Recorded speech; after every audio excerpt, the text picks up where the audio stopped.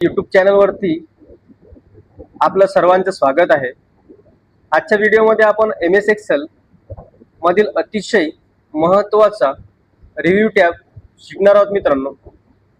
आणि या व्हिडिओमध्ये आपण काय काय शिकणार आहोत मित्रांनो, एक अतिशय महत्त्वाचं म्हणजे आपल्याला शीटला कसं प्रोटेक्ट करता येईल याबाबतही मी आज या व्हिडिओमध्ये सांगणार आहे मित्रांनो। तर व्हिडिओ शेवटपर्यंत बघा, अगदी सोप्या भाषेमध्ये मी शिकवणार आहे मित्रांनो या व्हिडिओ। आणि हा जो व्हिडिओ आहे हा MSCIT स्टुडंट्स आणि ऑफिस वर्क करणाऱ्यांसाठी अतिशय महत्त्वाचा आहे, त्यामुळे व्हिडिओला स्किप करू नका। आणि चॅनलवरती नवीन असाल तर चॅनलला आताच लगेच सबस्क्राईब करा, जेणेकरून कम्प्युटर विषयातले असेच नवीन नवीन व्हिडिओ तुमच्यापर्यंत पोहोचतील। चला तर मित्रांनो, आपण सुरुवात करूया आपल्या व्हिडिओला। सुरुवातीला आपण एक्सेल ओपन करणार आहोत मित्रांनो। एक्सेल ओपन केल्याच्या नंतर बघा मित्रांनो, वरती होम टॅब आहे, इन्सर्ट टॅब आहे, फॉर्म्युला बारच्या बाजूला बघा इकडे रिव्ह्यू टॅब। आणि मित्रांनो रिव्ह्यू टॅब मधला आहे मित्रांनो स्पेलिंग। मित्रांनो समजा या नावामध्ये एखादी जर स्पेलिंग गडबड असेल आणि मला ती ऑटोमॅटिक दुरुस्त जर करायची असेल तर मी काय करतो मित्रांनो, स्पेलिंगला चेकला क्लिक करतो। आता बघा थोडं याच्यामध्ये सजेशन दाखवत आहे तो, इथं बघा स्पेलिंग, नॉट इन डिक्शनरी आणि सजेशन, म्हणजे कम्प्युटर आपल्याला सजेशन देतो की हे जर बरोबर नसेल तर अशा पद्धतीने तुम्ही लिहा। तर मी याच्यामध्ये काय करेन मित्रांनो, चेंज करेन। बघा मित्रांनो, आपली स्पेलिंग चेक कंप्लीट झालेली आहे ना मित्रांनो। म्हणजेच या स्पेलिंग मधील चुका शोधण्याचं काम कोण करताय, तर हा स्पेलिंग ऑप्शन करत आहे। आणि मित्रांनो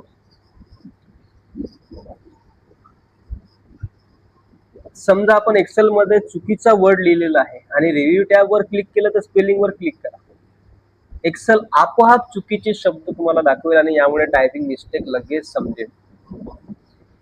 त्यानंतर मित्रांनो बघा इथं ट्रान्सलेट आहे।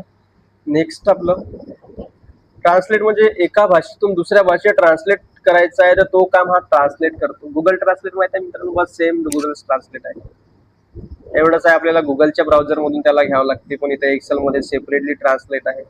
आता या ठिकाणी बाय मिस्टेक पीसी मध्ये काही प्रॉब्लेम असेल किंवा याच्यामध्ये असेल त्याच्यामुळे इथे येत नाहीये, पण मित्रांनो सेम याच्यामध्ये ट्रान्सलेटचं काम तेच आहे। नेक्स्ट मित्रांनो कमेंट आहे। आता कमेंट म्हटल्याच्या नंतर तुमच्या मनात आलं असेल फेसबुक कमेंट। मित्रांनो फेसबुक कमेंट नाही, इथं कमेंट्स म्हणजे नोट्स। एखाद्या कंपनीमध्ये 20 एम्प्लॉई आहेत आणि प्रत्येकाचं डाटा हा वेगवेगळ्या याच्यामध्ये असते। जर त्यांच्या डाटामध्ये जर काही दुरुस्ती असेल, त्यांचे जे मॅनेजर असतील किंवा त्यांचा बॉस असेल त्यांना काहीतरी टिप्स देतो किंवा नोट्स देतो, त्याला इथं तो कमेंट करतो की याच्यामध्ये समजा काही चुकीचं असेल तर डाटा दुरुस्ती कर, डाटा दुरुस्त कर। आणि मित्रांनो किंवा डाटा पुन्हा चेक करा, डाटा चेक करा, डाटा चेक करा। हे ऑफिस वर्क मध्ये या कमेंटचं अतिशय खूप महत्वाचं काम आहे मित्रांनो। आणि नोट्स हे जुन्याच प्रकारचे कमेंट्स असतात। यामध्ये छोटी माहिती सुद्धा आपण लिहू शकतो। नेक्स्ट आहे मित्रांनो आपल्याला प्रोटेक्ट शीट। शीट म्हणजे मित्रांनो ही शीट, हिला जर आपल्याला प्रोटेक्ट करायचं आहे किंवा पासवर्ड देऊन ठेवायचं आहे, म्हणजे मला या डाटामध्ये माझं कोणी चुकीचं जर आता मी माझी हे मार्कशीट या ठिकाणी बनवलेली आहे, याच्यामध्ये कोणी छेडछाड करणार नाही, यासाठी बघा प्रोटेक्ट शीटला मी इथे पासवर्ड देऊन ठेवतो। पासवर्ड अतिशय लक्षात ठेवण्यालायक द्यायचं मित्रांनो, ओके करा। आता बघा याच्यामध्ये काही लिहा तुम्ही, आपल्याला डायरेक्टली मेसेज येऊन जातो याच्यामध्ये की आपण याच्यामध्ये काहीच लिहू शकत नाही मित्रांनो, ते त्या प्रोटेक्ट शीटच्या अंडर मध्ये ते प्रोटेक्ट आहे। आता त्यानंतर बघा मित्रांनो प्रोटेक्टेड वर्कबुक। समजा मला या वर्कबुकला जर प्रोटेक्ट करायचं आहे तर प्रोटेक्ट वर्कबुक, याच्यामध्ये सुद्धा आपल्याला पासवर्ड द्यावा लागेल मित्रांनो। वर्कबुक समजलं, वर्कबुक म्हणजे मित्रांनो ही झाली शीट आणि हा झाला इथं वर्कबुक। आणि मित्रांनो आता याच्यामध्ये आपल्याला लिहिता येणार नाही, कारण आपण दोनही शीट हे केलंय। समजा हिला जर मी अनप्रोटेक्टेड केलं तर मला या ठिकाणी लिहिता येणार, पण तरी सुद्धा याच्यात सेव्ह करता येणार आहे, काऊन की माझं हा वर्कबुक जे आहे ते प्रोटेक्टेड आहे, त्याच्यामुळे आपल्याला याच्यात बदल करता येणार नाही। याला अनलॉक करायचं मित्रांनो, याच्यामध्ये आपलं पासवर्ड टाका, अनलॉक करा। त्यानंतर पूर्ण एक्सेल फाईल जी आहे आपली ती सुरक्षित ठेवण्यासाठी प्रोटेक्ट वर्कबुक अतिशय महत्वाचं स्ट्रक्चर सुरक्षित राहते मित्रांनो आपलं। त्यानंतर मित्रांनो नेक्स्ट आहे ट्रॅक चेंज हे आपल्या इकडे सहसा तेवढा काही वापरत नाही.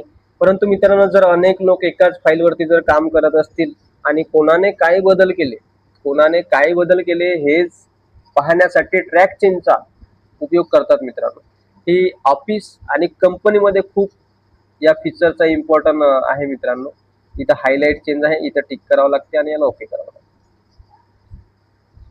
त्यानंतर मित्रांनो, इथपर्यंत आपला हा रिव्ह्यू टॅब आहे मित्रांनो. जर तुम्हाला